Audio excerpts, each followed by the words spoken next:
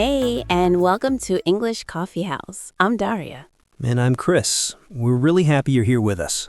Get comfortable. And let's start with today's conversation. I was on my phone this morning, just lying in bed, not really doing anything.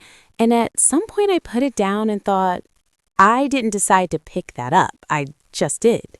Like it was already in your hand before the thought arrived. Exactly. And that bothered me a little, not in a dramatic way, just it made me wonder how many of my mornings actually start with me and how many start with the screen.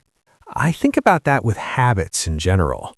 There's this blurry line between something you choose and something that just happens to you over time. So gradually, you never notice the shift. And with technology, it happens fast. Or, no, actually, it happens slowly, but it feels sudden when you notice it. Right, because you only see it in retrospect. One day you realize you can't sit in a waiting room without reaching for something. And you don't remember learning that, you just absorbed it. It's strange, isn't it? We built these things to serve us, to make life easier, faster, more connected, and they do, genuinely. I'm not saying it's all manipulation or whatever. No, I agree. I think that framing, technology is something sinister working against us, misses something real. A lot of it is genuinely useful, genuinely good even. But useful and shaping aren't mutually exclusive. No, they're not. A hammer is useful, but if you use a hammer every day, you start seeing nails everywhere. The tool changes how you perceive problems. And I think that's what makes this harder to untangle than people admit, because the changes aren't always negative. Some of them are just changes, neutral ones, or even expansions. Like what? Well, the way I navigate the world now, spatially, I have almost no internal map of cities I've lived in for years. I just follow the voice. And is that a loss? Maybe. Or maybe I've just outsourced that part of cognition and freed up something else. That's a generous interpretation. I know. I go back and forth on it. I do too. There's something that feels important about building your own map of a place. Not just physically, but relationally. You learn a city by getting slightly lost in it, by making mistakes. And if you never do that, I wonder what you miss about the place, about yourself in the place. There's something almost intimate about disorientation, isn't there? About not knowing and having to figure it out. Yeah, and I think that technology at its most pervasive tends to remove friction, which sounds like a gift, but friction is also where a lot of living happens. Where attention happens. Exactly. Waiting for something, not knowing something, being bored even. Boredom feels almost revolutionary now.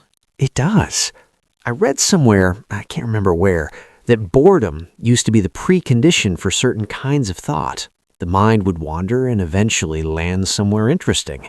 And now we just never give it the runway. We fill the silence immediately, almost reflexively. And I notice it in myself. When I'm doing something slightly tedious, washing dishes, waiting for a train, there's this pull, not a desire exactly, more like a twitch, reach for the phone. And half the time I do it without even wanting to. So in that moment, who's in charge? That's the real question, isn't it? I think what unsettles me most isn't that technology shapes behavior. Everything shapes behavior, environments, routines, relationships. What unsettles me is the asymmetry of intention. Say more.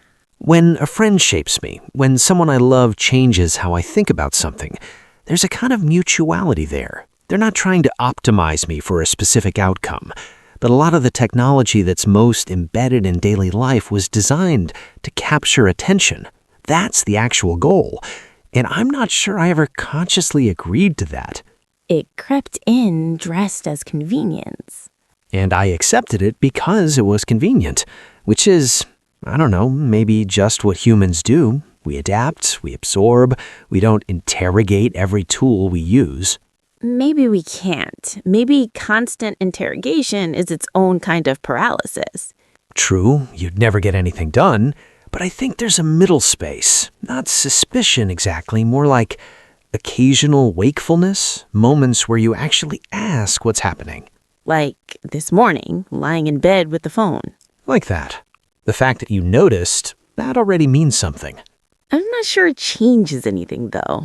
Maybe it doesn't have to change everything. Maybe it just has to be honest. I think that's what I keep coming back to. Not rejecting any of it. I'm not interested in that kind of purity, but being honest about what it costs, not pretending it's just neutral. And being honest about what it gives.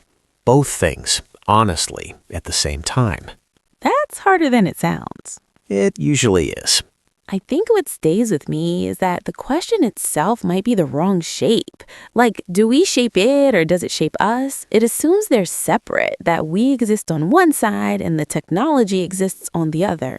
And really, it's more like we're already inside it, and it's already inside us. And trying to draw a clean line between the two might be beside the point.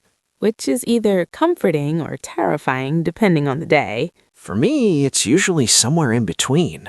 The kind of quiet unease that I've made peace with, mostly. I think that's what I land too. Not resolution, just a kind of ongoing awareness, knowing the question is still open.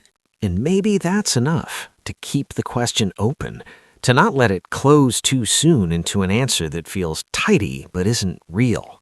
Tidy answers are suspicious. Always. I think the most honest thing I can say is, I don't know where I end and the tools I use begin, and I'm not sure I ever will, but I'd rather know that I don't know than pretend otherwise. That feels like the most human response to it, actually. Not mastery, just clear-eyed uncertainty. Living with the question. Yeah, quietly, without needing to resolve it today. Thanks for spending this time with us. We really enjoyed having you here and sharing this conversation. Keep listening And we'll see you soon. here at English Coffee House.